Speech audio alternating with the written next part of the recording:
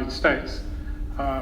It's not going to take the whole 40 minutes because I wanted to leave some time because I thought it'd be much more fun for people to talk about where next. You might enjoy, if you look at a map, depending which projection you're using, sort of think how big the United States would be if it included Canada and Greenland. And I'd be interested, I thought you might be interested in sort of sharing amongst yourselves about where you think the United States is going, and maybe the relationships with Australia and the way it's coming up with the election. So, yep, Sturer's here. It's great. We're still thinking, we're using our brains, that's the important thing. I've got to sort of start with a bit of geography with this one. You can sort of see that in the late 19th century, European geographers started to sort of apply labels to all these hundreds and thousands of islands and rocks and reefs in the Pacific. And they basically came up with sort of three classifications. Polynesia obviously means many islands. Sometimes get a bit mixed up because if you talk about French Polynesia, that's what we sometimes call Tahiti, but in fact there's a number of different islands there, which of course includes the French nuclear test site on Moroa. Then there's the term that they use for Melanesia because the people are much darker. That sort of includes Vanuatu and New Caledonia and the Solomons and so on. And then the bit which I'm going to cover today is Micronesia, which means obviously many tiny little islands. I don't know how accurate the counting is, but the estimate there's 2,100 islands in Micronesia. They're very small. They're a mixture of atolls and volcanic peaks sort of poking up. And they're all, the atolls are all threatened, of course, by global warming. Well, if you believe in global warming. Some of the names are quite interesting, and the United States was heavily involved in the way that the islands were divvied up after 1945, and that's what we're going to be looking at today. Now, technically, Micronesia doesn't just include the American islands. They're mostly what they call unincorporated territories. But it does include what used to be the Gilbert Islands. You may remember that the British bunged the Gilbert and Ellice Islands together, and then discovered that people on the Gilbert Islands were different from the people on the Ellice Islands, and that's why it split up after the independence. So the Gilbert Islands became Kiribati, and the Ellice Islands became Tuvalu. So see where the line goes between them. And the date line got in the way. So you can sort of see some of Kiribati is actually one side of the date line and some is on the other side. Got very confusing. And you can see the way that the date line wiggles around anyway. And you probably realise this map is a little bit dated because a few years ago Samoa decided, instead of being the last country in the world to sort of where dawn would break, it would be the first. So that the line is actually gone for a wiggle around Samoa now. But American Samoa stayed on the American side. So the line goes around the two Samoas. The other thing is Nauru. Here. That's technically part of Micronesia. And of course that's contentious today for us in Australia because it was a German colony. We took it over as a trust territory. At one stage it was the richest country in the world. 8,000 people and all the money they got, and then they went broke. And some of you may remember the disasters, Nauru building in Melbourne, Air Nauru, and they got conned by all these snake oil salesmen. And then because they were so broke, it was a good chance for Australia to say, well, I will give you lots of money if you take all the people we don't want. And the awful thing is that we're still doing it. Taxpayers are funding it. So Nauru is technically part of Micronesia, but it's not the bits that I'm going to concentrate on. So we'll switch to these are the bits that we're concerned about today.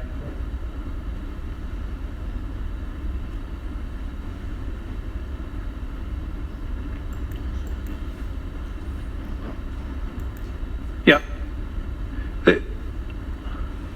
These are the, it hasn't got all the islands on it, but it's got the American ones, which is what I wanted to concentrate on. So the names are interesting.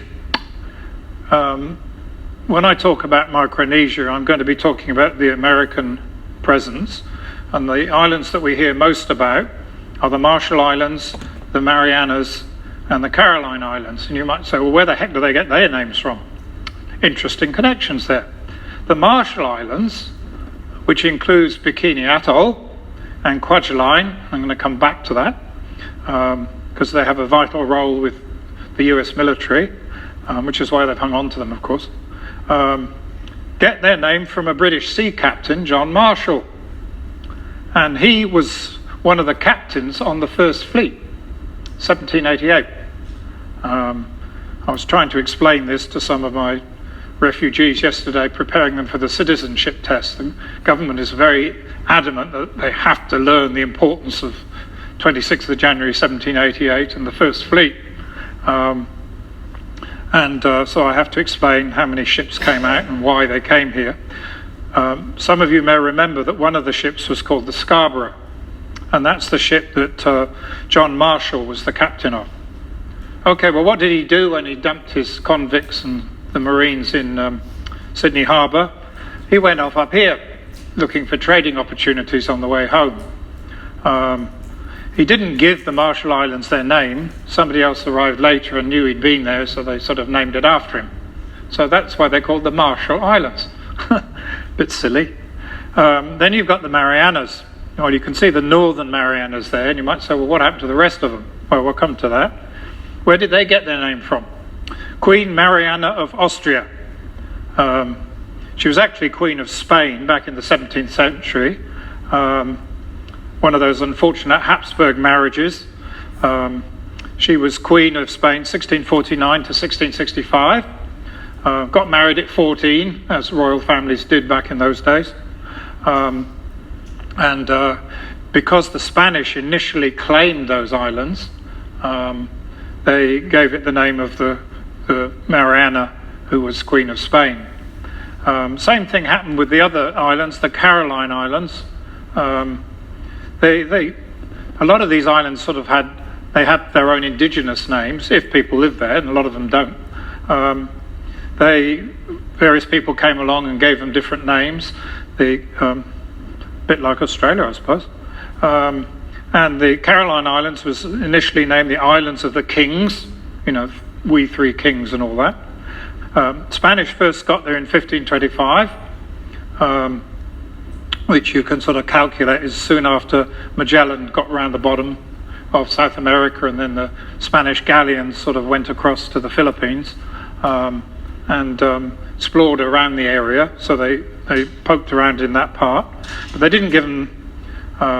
They claimed the islands in 1528, but they didn't give them the name till 1686. And you say, why are they called Caroline? Was it a Queen Caroline? No, Latin again. It's named after King Charles II of Spain.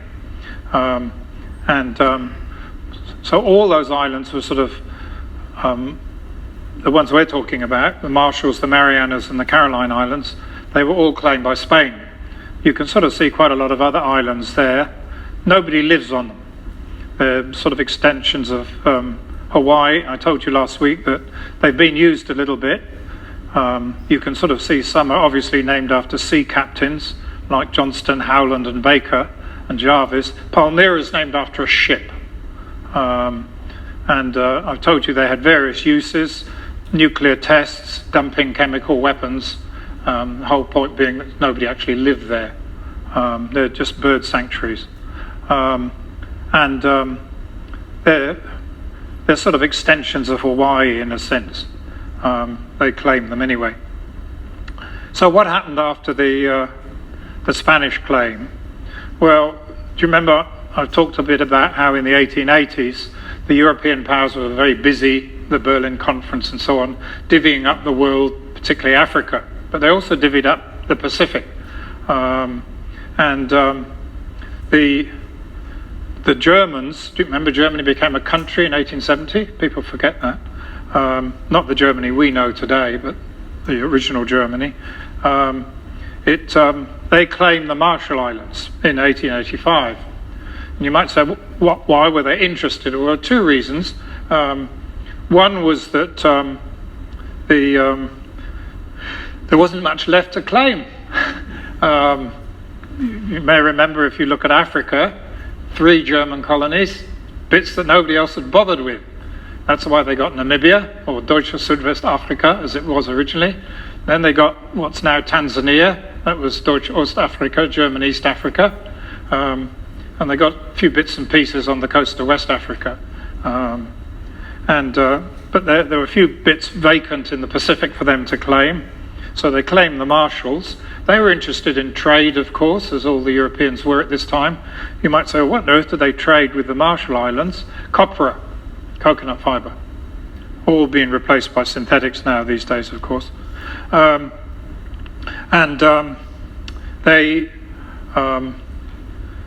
They sort of extended their claim.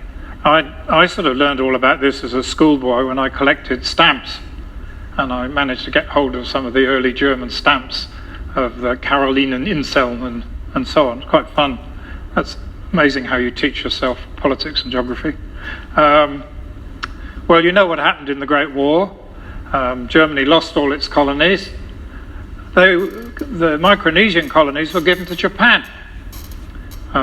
Those of you who studied the history of that period probably know the Japanese were very, very annoyed with the consequences of the Treaty of Versailles. They felt they'd been cheated, particularly of their territories on the mainland of Asia, but they'd occupied those islands on behalf of the Allies, so they were given them as a League of Nations Mandate C. You may remember that the idea with the League of Nations mandates was there was Mandate A, Mandate B, and Mandate C. Mandate A were countries that would soon be independent once the European powers had trained them up to it. Mandate B would take a bit longer, and Mandate C they thought would never be independent. They sort of run them as an extension. That's how we got hold of Papua New Guinea. That was a Mandate C. Didn't always work out like that. So the Japanese called it the South Seas Mandate, where you can sort of see how close it is to Japan. Made sense. And they occupied it in 1914. They, of course, they were fairly vital in the Pacific War for their war with the United States.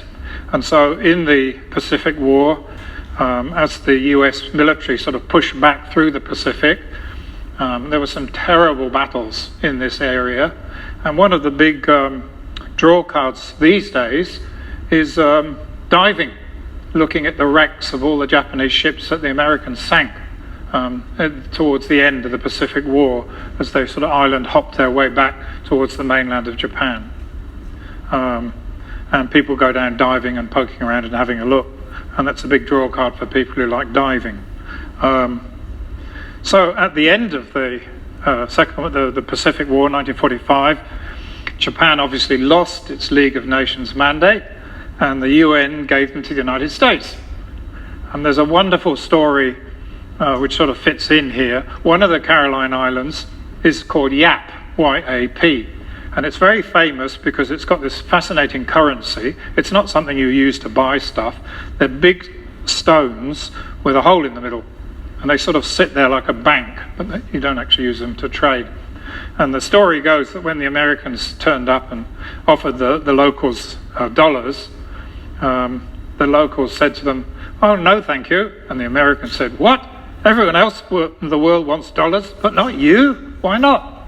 And the locals said, "Well, 100 years ago we had the Spanish here, and they used pesos, and then the Germans came, and they used Deutschmarks, and then the Japanese came, and they used yen, and now you're here and you use dollars, and one day you'll go, but the stones will still be here.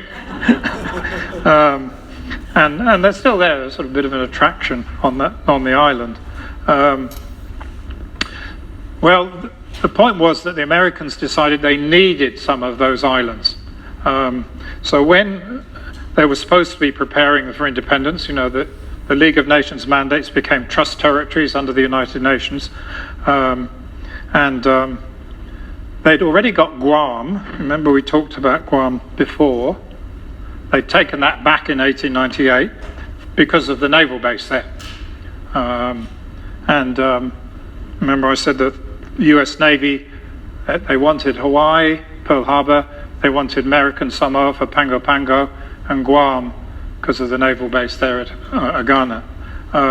So they'd taken all of those anyway, so they sort of separated Guam, which is technically part of the Marianas. People there are very interesting. They're called the Chamorro. It's a big issue there for them because they know they're a massive target in the forthcoming war if it happens with China, because they're in reach of the Chinese mainland and the missiles. And it would be a major target because it's got a huge air base and a huge naval base. They really don't want the American military there, but they haven't got much choice. So the Americans have detached Guam from the Marianas. That's why you've got the Northern Marianas and then Guam. So what are all the bits called? Well, when they said, okay, we'll give you independence, but they've got various stages of independence. So let's start with the Marshall Islands. This is the point where some of the islands aren't there because they're technically independent. They actually are members of the United Nations, but in effect they're not really. So the Marshall Islands consist of the coral atolls mostly and 5 main islands. Its population is only 42,000. A lot of it's going underwater, and the people are leaving. They really don't know what the future is. Supposed to be several thousand people leaving every year, and they say eventually there won't be anybody there. What's the reason? There's no future for them. And for some reason, they're moving to Arkansas and Hawaii mostly. They're allowed to do that. This is one of the differences with the different American islands around the place. Can you move to the United States or not? But the Marshall Islands, of course, goes further than that. First of all, it includes Bikini Atoll.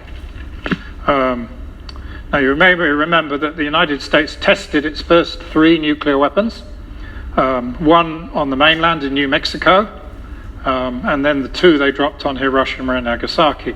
And again, these islands came into it because the planes took off from here. I'll come back to that in a minute. Not far, the B-29s that dropped the atomic bomb took off from the islands there. So that's, again, why the Americans have hung on to them. So the Americans decided, okay, let's go and test our nuclear weapons in the Pacific. Well, they weren't the only ones who did that. The British and the French did as well. And so there's some very famous pictures of the Americans going to this tiny little island. It was originally called Eschscholtz Atoll. And then the chief sat there and met them. And there were 167 people who lived on the island. And the Americans said to them, we're going to carry out this very important scientific experiment. So would you mind moving? And you can come back. So the people said, well, if it's for science and God willing, we will move. And it got its name. I don't know how many of you know the origin of the word, the bikini, because at about the same time the French designer invented the bikini, because the island got blown in 2, just like the swimming costume, hence the name. And so the people were transferred, and the Americans continued. They had 23 tests there from 1946 to 1958. And after that, you may remember that Britain and Russia and the Americans sort of stopped testing in the atmosphere and went underground instead. But Bikini was a wreck. And they'd said to the people, you can go back. But when they went back, the levels of radiation were so high, they'd never been able to go back. They moved them around. There was another little island nearby called Kili. They moved them to Rongelat. They all wanted to go home. But every time they went home, they tested the soil and everything. It just wasn't safe.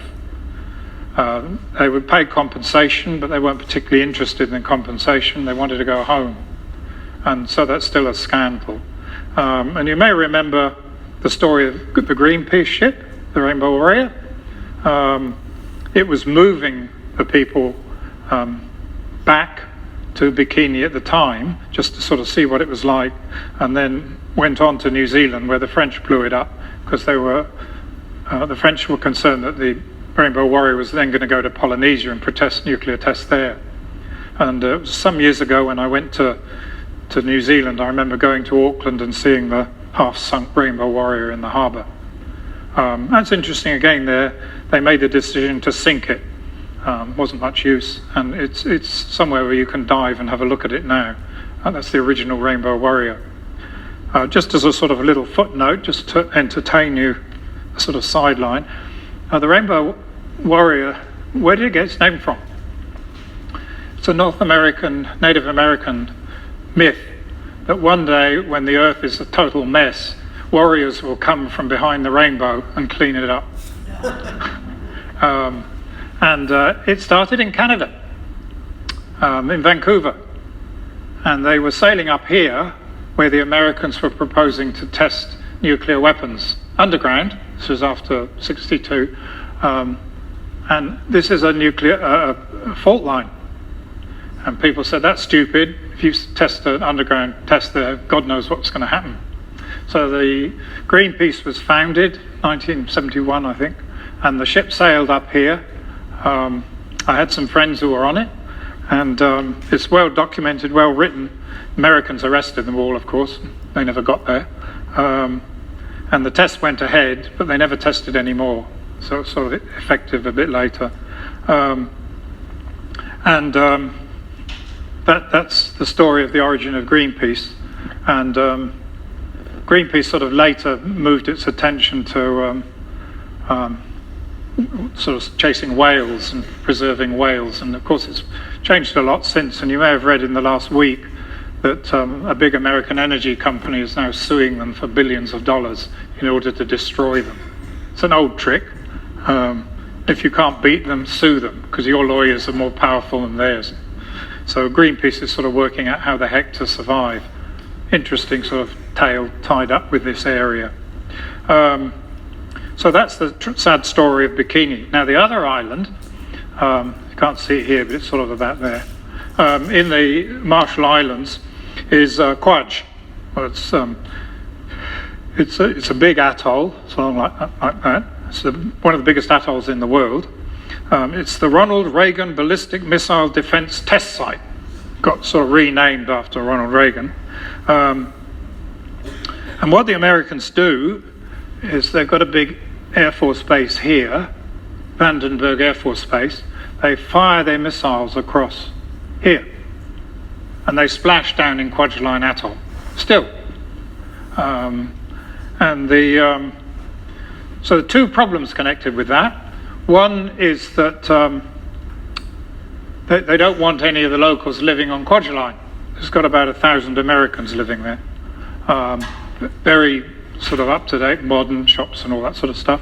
The other thing is it's on the wrong side of the date line.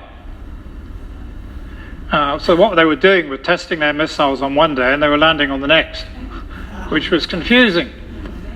So they actually redrew a loop around Kwajalein, which is actually sort of part of, it's the last place in the world to sort of switch its calendar. But the problem is that every day there are Pacific Islanders who go and work there.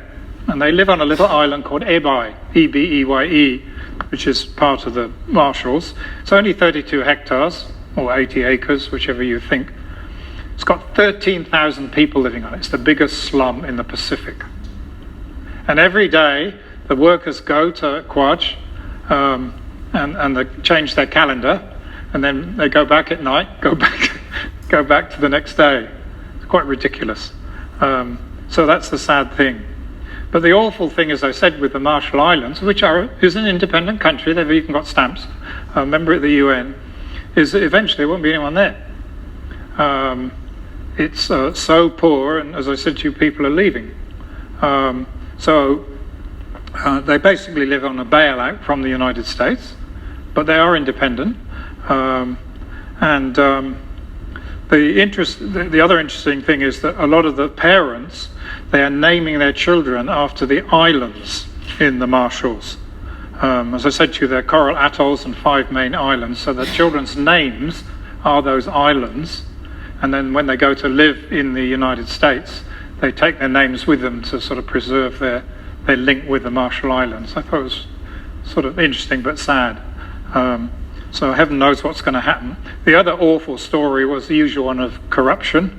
I don't know how many of you ever sort of think about rubbish, garbage, or whichever you want to call it. Where does it go? Well, it's a bit of an issue here, isn't it? But nothing like the issue it is in the United States. And New York doesn't know what to do with its, well, I'll use the American term, garbage. So they're loading on these big ships. And at one stage, they managed to bribe the president of the Marshall Islands to take New York's garbage and fill it in the atolls and create extra land until the other politicians there found out and then stopped it. So that was a sordid story about dumping New York's garbage in the Pacific in order to build up the land. Of course, a lot of the garbage contains chemicals, toxics, plastics. Wasn't really a good idea, but it's a big issue in the United States. Any of you who've been there probably know where people live in the apartments. They put their rubbish out once a week. Everything goes out, comes around and it's collected. Where's it go? So that's the sad story of the Marshall Islands. Next, you've got the Caroline Islands. They're sort of across here. They split them when they got independence. And some of them became what's called the Federated States of Micronesia. So again, they've got independence, and they have 125,000 people. That's their population. So there's a number of different islands, including the one I told you about called Yap.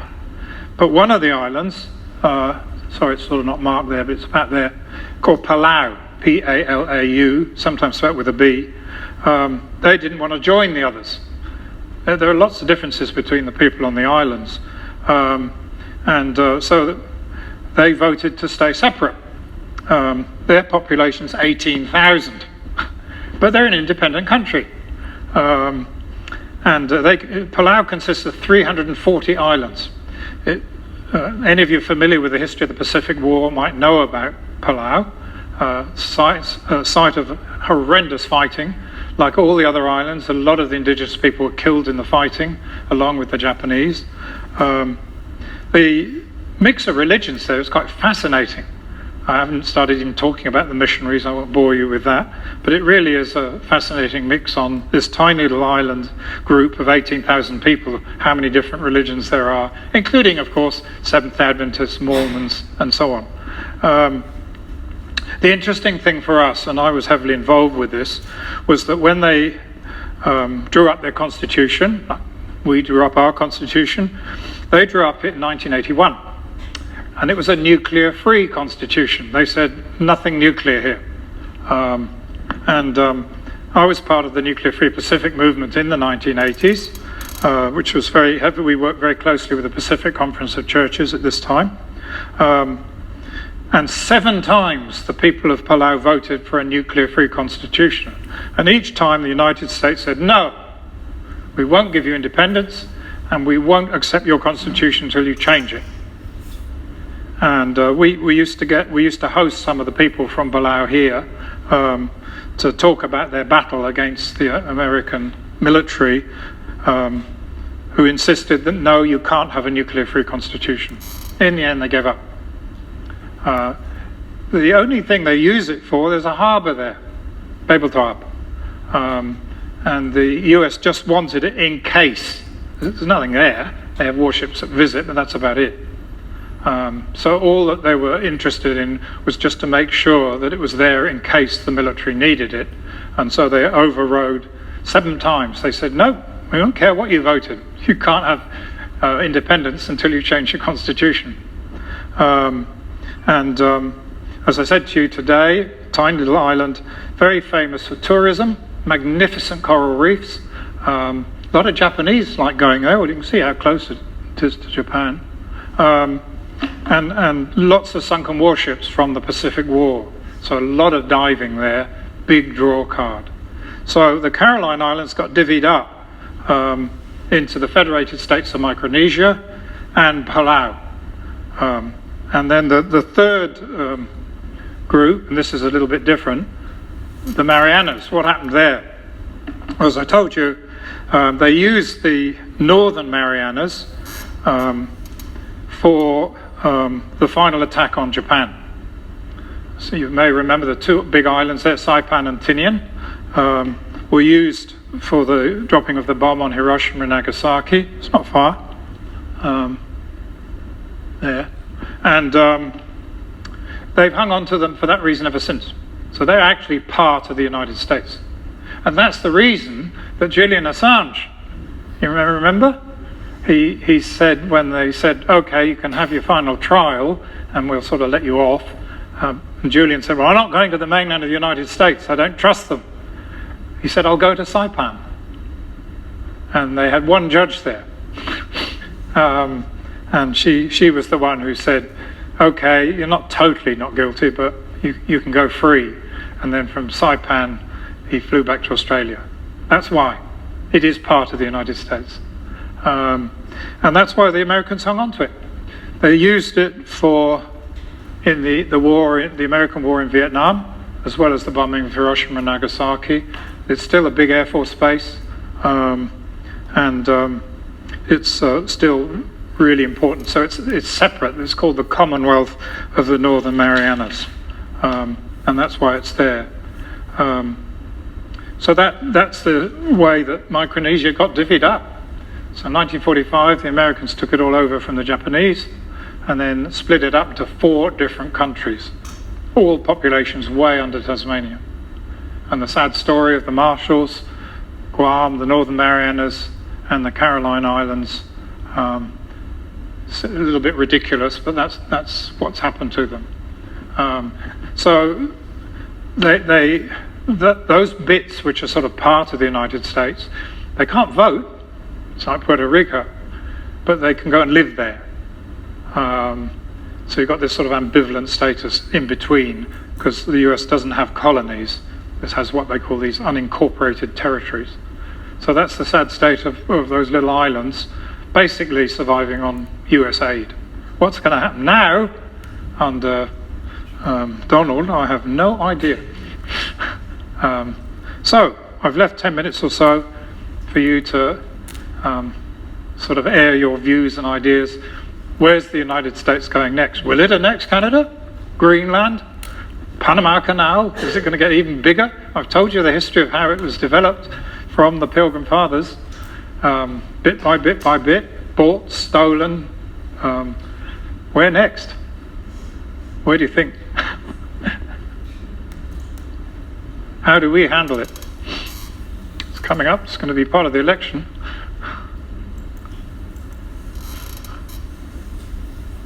Yeah. I'm just thinking how this affects Australia more than Yeah.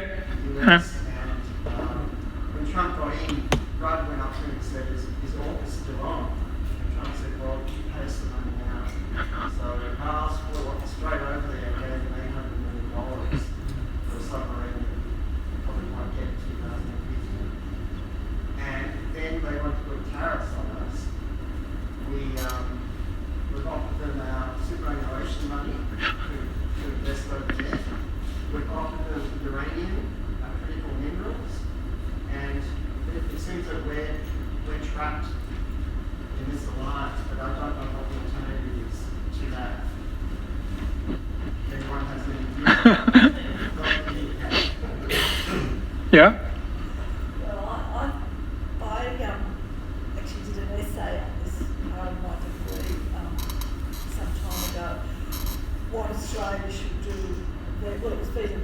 China and the US.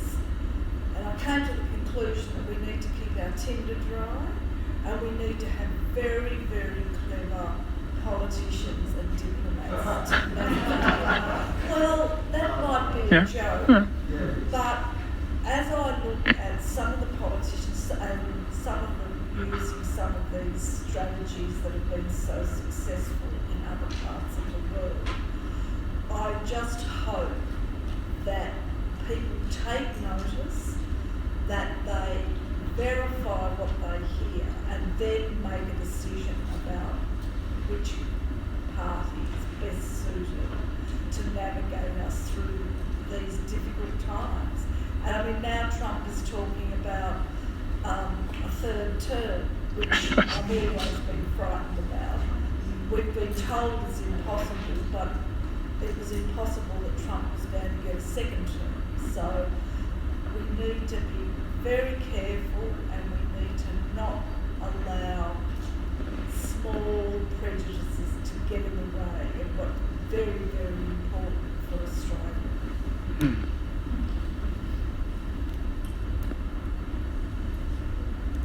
Yeah. It's interesting today, Penny Wong was saying that Australia needs to diversify its alliances and cooperation with other countries. I mean, we've got a couple of schoolyard bullies here, Putin, Xi and Trump. And the rest of the kids in the schoolyard need to gang together against the three bullies. Yeah.